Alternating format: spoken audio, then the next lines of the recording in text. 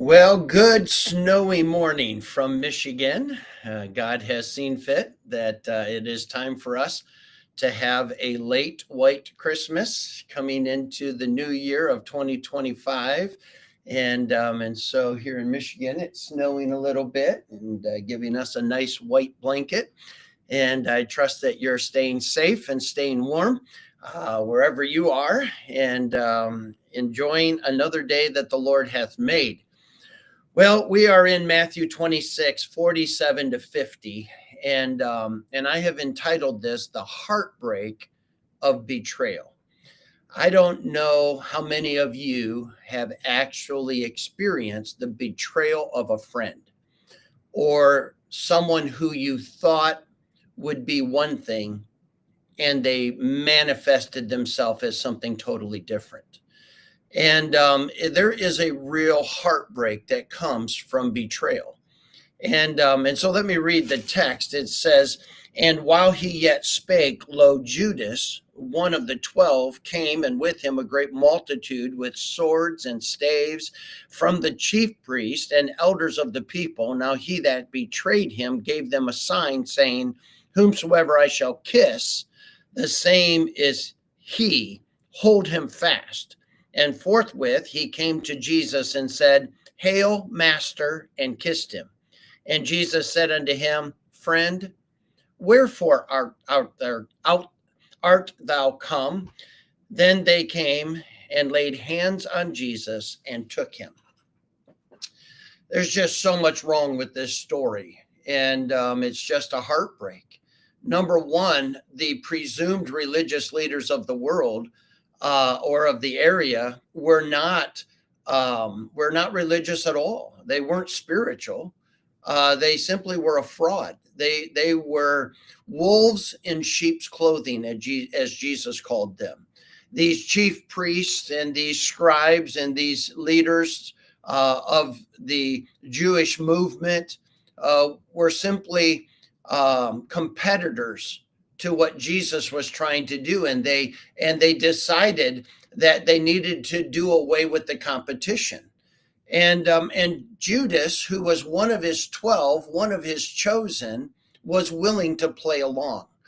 I have always been heartbroken when the devil finds someone within the church to volunteer to be used to divide it, to create a problem, to violate scripture.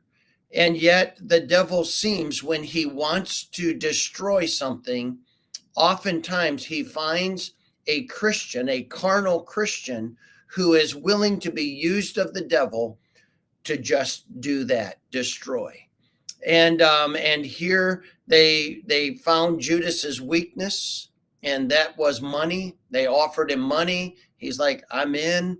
I'll tell you what, I will use a natural greeting, a greeting of friends, of family, a greeting that shows relationship, a kiss.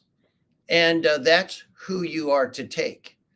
And so this multitude comes with Judas, and they've got swords and they've got spears and they've got sticks, and they're coming for a fight against Jesus. Remember, these are the quote unquote religious leaders. Oftentimes in the church, there's people who are selfish, but they wrap it in a cloak of spirituality. Oh, I just want what's best for the church. I'm just trying to protect the church. I'm just trying to do what God's telling me to do. And all of these self-centered cloaks or coverings to the real agenda is, I want my way, and they're saying no, or they're not letting me do what I want, or I'm going to build this support system on misrepresented facts intended to draw them to a wrong conclusion. We just saw this in a very large way against President Trump, and I hope it's all stopped. I hope they have learned their lesson, but history tells me they haven't learned their lesson. This tends to repeat itself over and over again. We as born again believers just have to be wise to it. Why? because it is a heartbreak to see or watch or experience betrayal.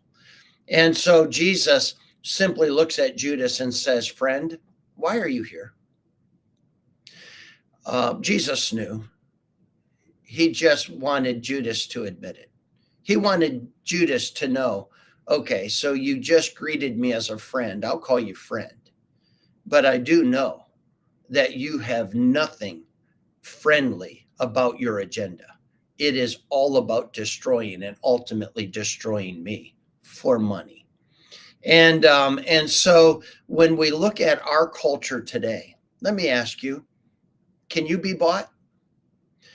Can you maybe not be bought with money, but prestige, power, influence, getting your way, making sure people that stand in your way are removed because you're going to get your way? What is your price tag? And I really believe that when we have a proper understanding of why God leaves us here, it has nothing to do with us. We are not to make a name for ourselves. We are not to try to get attention or accolades. We are simply here to serve and ultimately accurately reflect the character of Christ. So if we're going to do something, let's do it as Christ would do it. Let's model his character. Let's model what he set forth as an example for us in Scripture. Let's not get selfish. Let's not pretend. Let's not wrap it up in a cloak of pretend spirituality while down deep we have this selfish agenda. Betrayal hurts. There is a heartbreak in betrayal. Don't be the one who betrays a friend.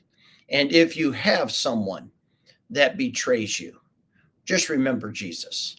You can call them friend. They know what they're doing. You can treat them with grace. My dad always taught me, if you're right, you can afford to be gracious.